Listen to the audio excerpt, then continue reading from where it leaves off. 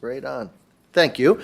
Thank you, everyone, for coming to the Water and Sewer Utility Committee meeting today, Thursday, April the 11th. We'll call the meeting to order. And the second point, approval of agenda.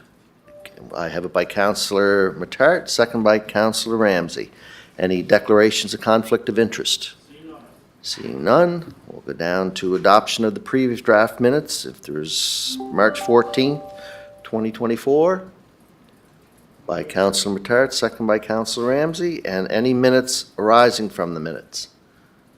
Any business arising from the minutes. Getting too far ahead of me. Okay. Update on the cleanup of Mount Edward Road Station, and I noticed driving by today, it's progressing, so if you could give us an update, Joshua, that'd be awesome. Perfect. Thank you. As you mentioned, it is underway. The event fencing and temporary medians that were stored in the front lawn have been removed. Public Works has been scheduled to go back today and start removing more materials, so that's ongoing. And any lawn disturbances that happen during that process will be remediated after they're complete with removing. So it is underway and progressing nicely.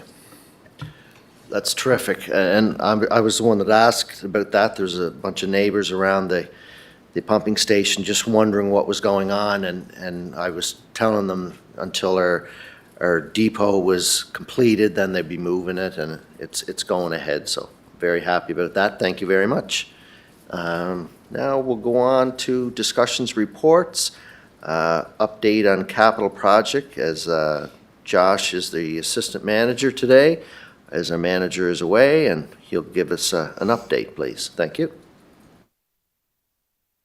Perfect. So there is a table attached with the capital projects update, and I'll just run through that with you. Eastern Gateway, water and sewer upgrades. So that's currently underway. There's a phase 1 and phase 2 project to that. It's approximately 30% complete. The majority of the water main on phase 1 has been completed, and they're working currently on the storm for phase 2. So Birch Hill Construction is the contractor for both phases, and they anticipate being completed of both phases August of this year.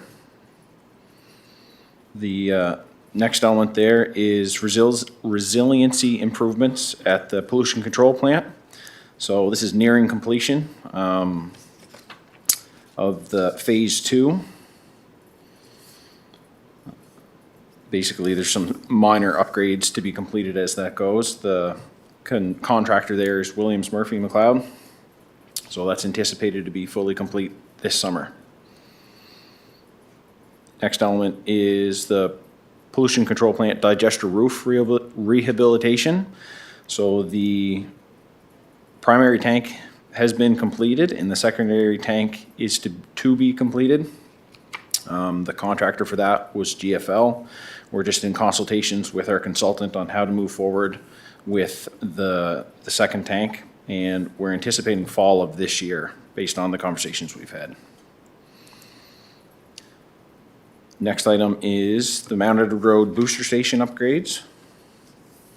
Currently, we're about 85% complete on that. The remaining work is the main electrical service requires to be upgraded. When they did dive into the project, it turned out that that was no longer suitable based on current codes. So once you do dive into that and make changes, it has to meet what is currently required. So that's in the process of being upgraded. Other than that, the PLC, which is the programmable logic control, that's going in, the programming associated with that, and then the switching communications from radio-based to cellular-based. So that's that for Mount Edward Road Reservoir. The next one is Seaview Boulevard reconstruction. So that has just begun. There's no noticeable progress as of yet. They've started removing the boulevard and are beginning on the North River Road end of the project, and we can provide updates as that progresses. That's scheduled to complete in September of this year. The next one is sewer lift station rehabilitation. So we had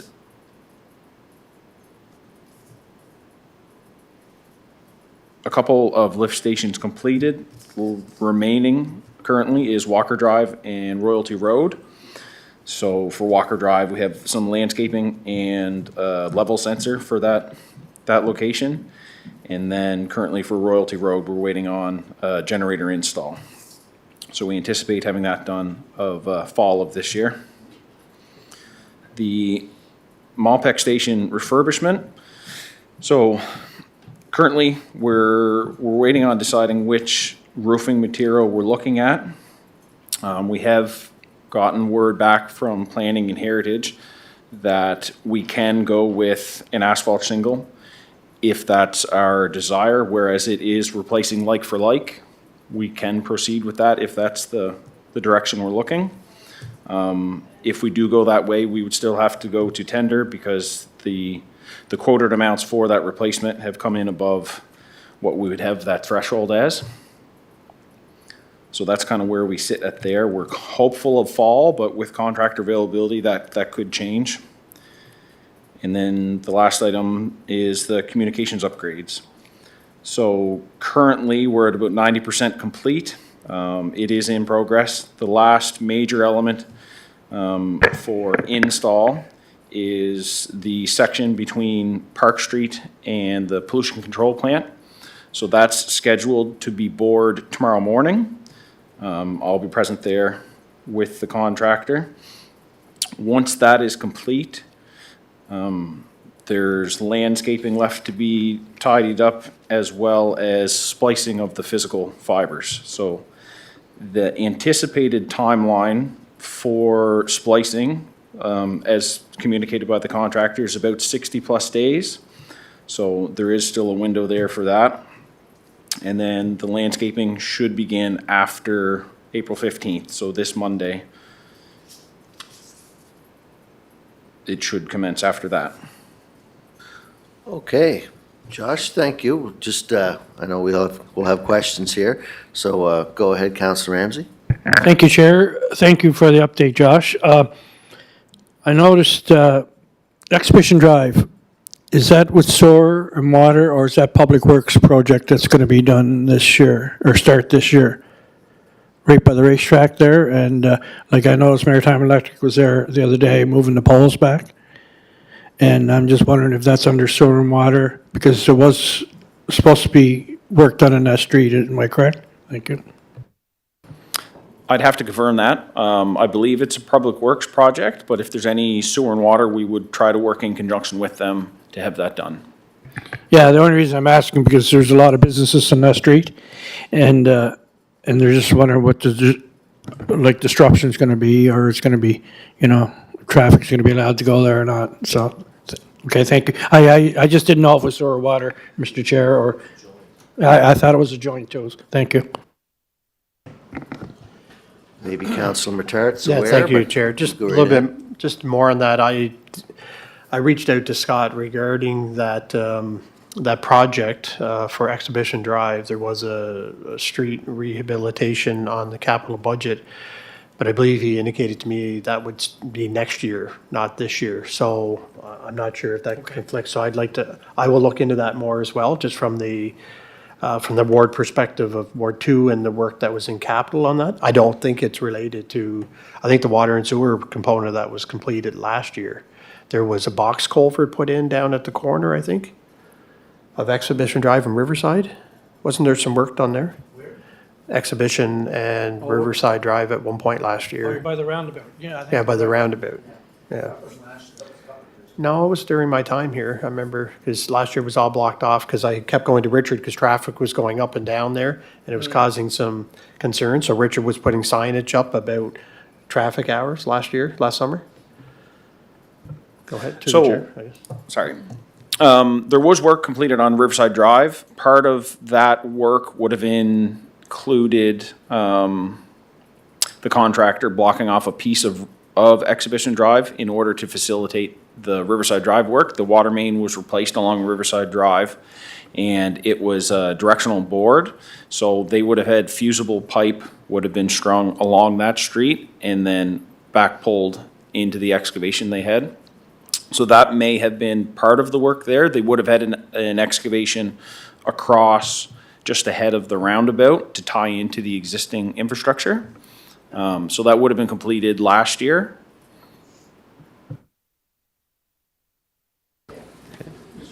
The box culvert, there's a creosote box culvert that still exists for stormwater management.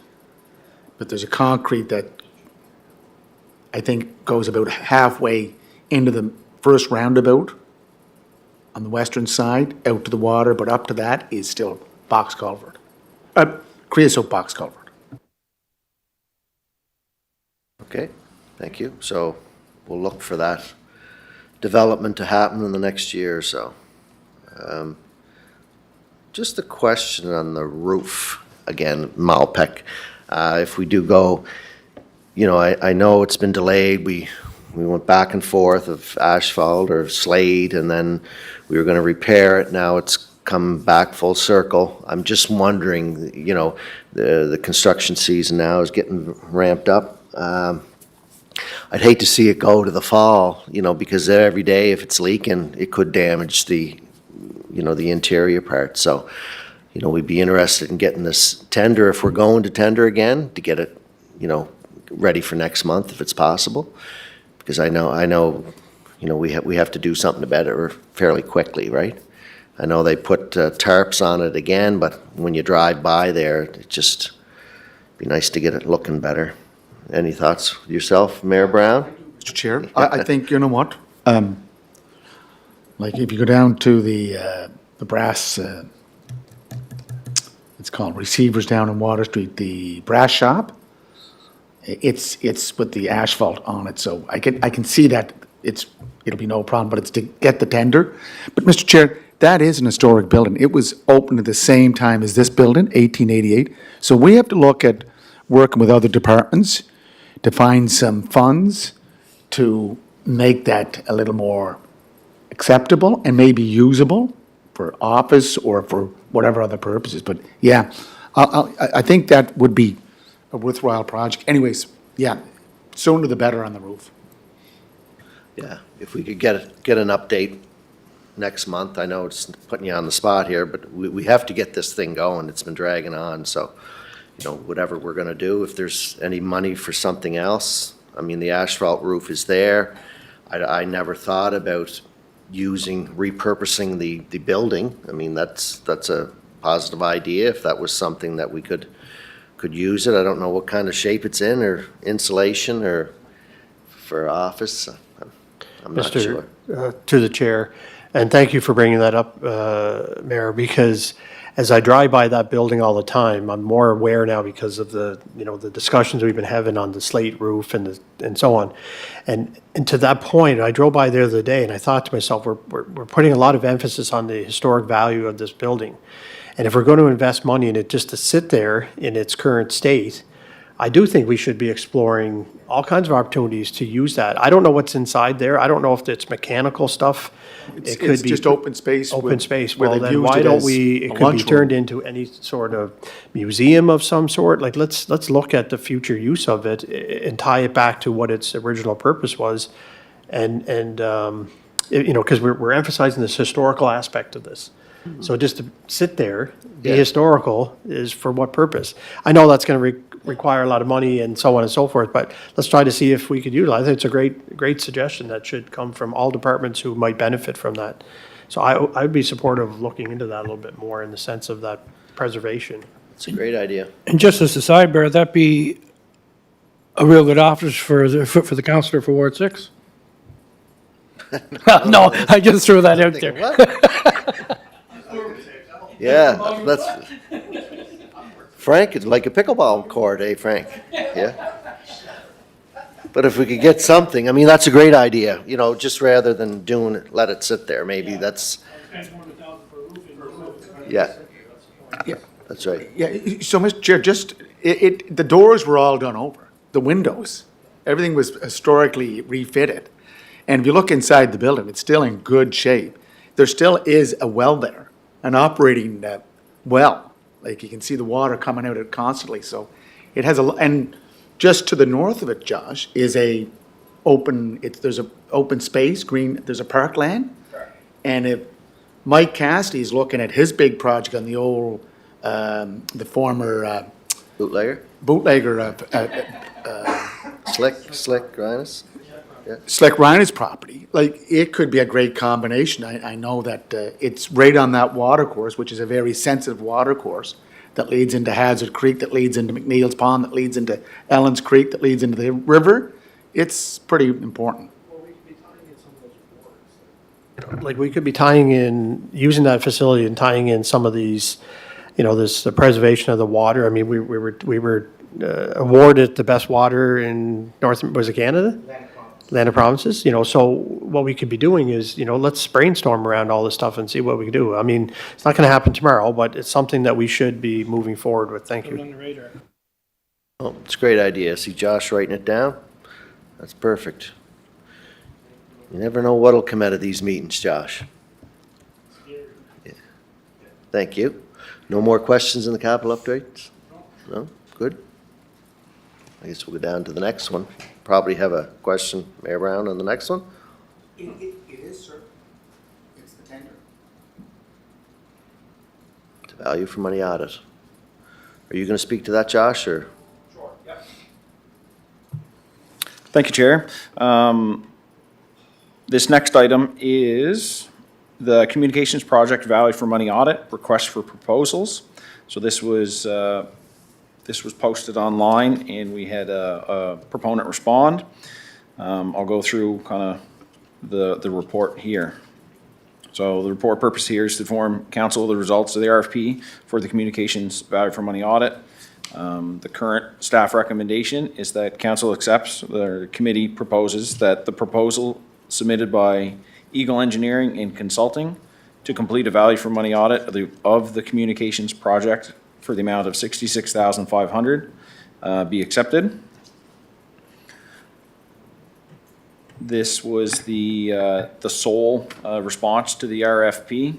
Their submittal did meet the RFQ specifications, and that's what we're looking to move forward with. They do anticipate an 8-week timeline to complete the work. Okay. Mr. Chair? Oh, right ahead. Okay, Councillor thank you. Ramsey. I don't know if this was brought up at the last sewer and water meeting that I missed here because illness, but Josh, can you explain what this is for, value for money audit? It's like the first time I've been seeing this, so I don't know if it was brought up last month that I missed, so maybe you can explain it to me, please? Certainly. So this is in relation to the notice of motion that was brought to council, looking to audit the communications project. So this would have been originally brought, I believe, January 3rd as the notice of motion, and this RFP was posted in response to that notice of motion.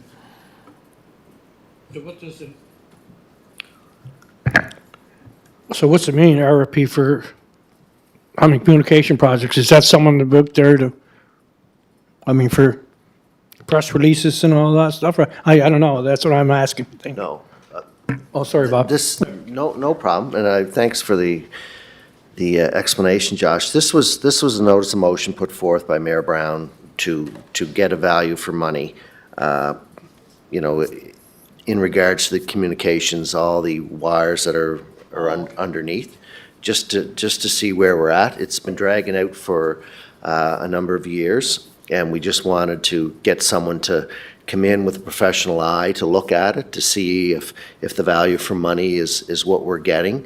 It started off on a good note, and the contractor's been working hard, but there's been some hiccups along the way, and this is just to have someone to oversee the project, to look at it, where we're at, what's in it, if everything's going to be okay when we do complete it, right? So that's just, is that layman's terms, Josh? Is that something that you can accept? Yep, that's correct. Basically, someone come in, evaluate the effort put forward by the contractor, and kind of double check what was completed. That way it meets not meets, but reviews if it meets the RFP specifications, RFQ. Yeah. Okay, thank you for that. I mean, once you explained it there, Chair, it's all coming back to me there now. No, Okay, thank you very much. No problem at all. I just want to get my head around it, that's all. Yep, thank you. Councilor Matarch. Yes, thank you, Chair. In the RFP, was there a requirement for the current contractor to participate in any of the evaluation or assessments of this value for money audit? I assume it would be an engagement required, or to the chair, for all parties. So I guess that would include Williams, Murphy, McLeod, because I think they were the contractor who subcontracted out to UCC, yeah. And if so, do we have that commitment from those parties to participate in the value for audit? So I guess that would be my question. Yeah, that's a great question because, he would have to tell us where we're at. How, can you expand on that a bit, Joshua? I'd have to review fully the original contract, but my understanding is they would be in a position, they would assist us in this audit. It is to their benefit to assist us as best as possible because they have put forth a significant amount of work. But I do believe the intent of the original document would be they work with city and the affiliates to complete the project.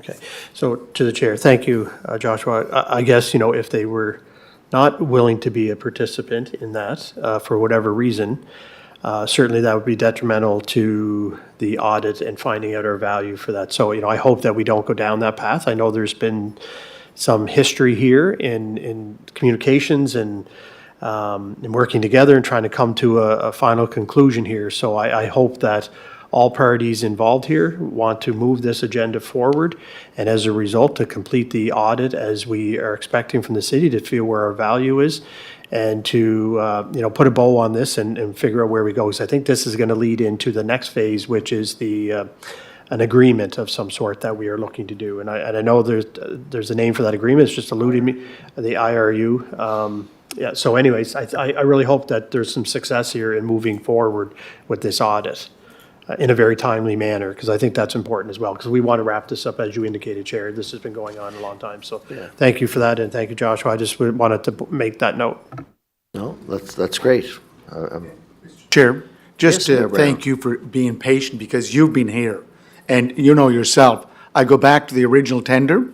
Remember how many times you brought this up? Oh, yes, yep. It's on page 15 of the original tender. Tender call, July 3rd, 2019. Substantial completion, December 20th, 2019. Not even near that. That's what the chair was saying. Here we are, 5 years later, and Josh, you have nothing to do with it. We've been watching this silent movie for the last 5 years, and hopefully we can get into a real movie to see what's going on. That's the purpose of the tender. And to answer, Mr. Chair, to answer Councilor Matart's concerns, in the notice of motion, it does talk about fiber installed, fiber spliced, but in order to find that, they will have to communicate with Williams Murphy McLeod, WM&M, or UCC, because otherwise, I don't think the trackers are there. Like, there's a lot of work here. And Josh, I didn't want to say anything until it came to this point of our meeting, but you know what I find really interesting, and I know the chair has listened to it many times. Completion to date for the Milton Vale communications upgrades, 90%. Geez, we were told 98%, 96%. I think that number's off a little bit too. And Councilor Matart can tell you, only a few weeks ago, when the whole relocation was going on with the Provincial Community Outreach Center, on a Sunday, the contractor, UCC's down there digging up that area by Beach Street. Now, what do you think that's going to do? Well, how many calls did you get?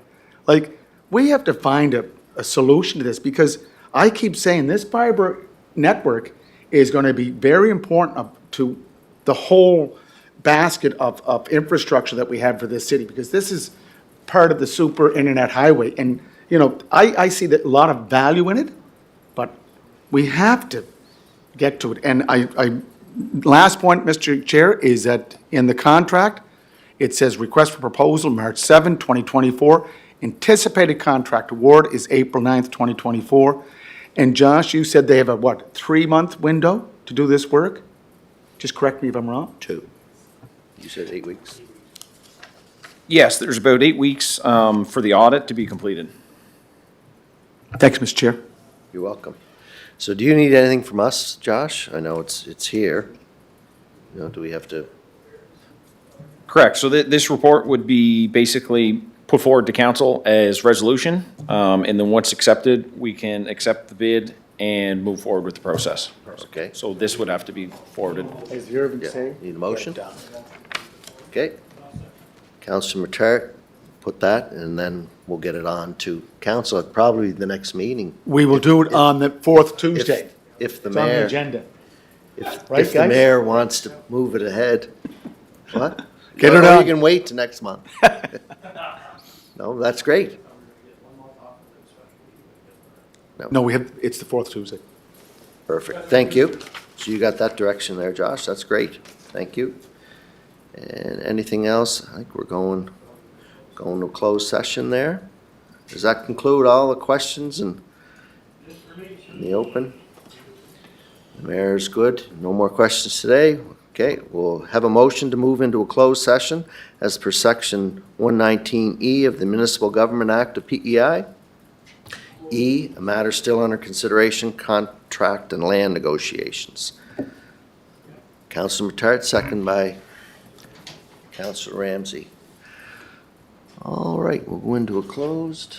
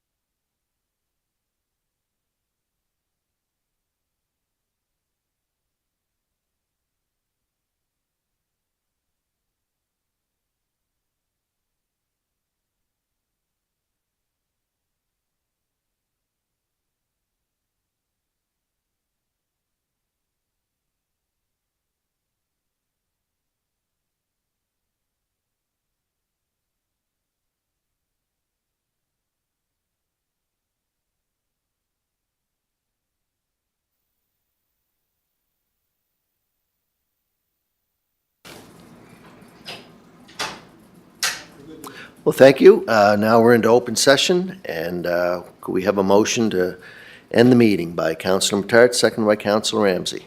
Thank you very much, everyone, for attending.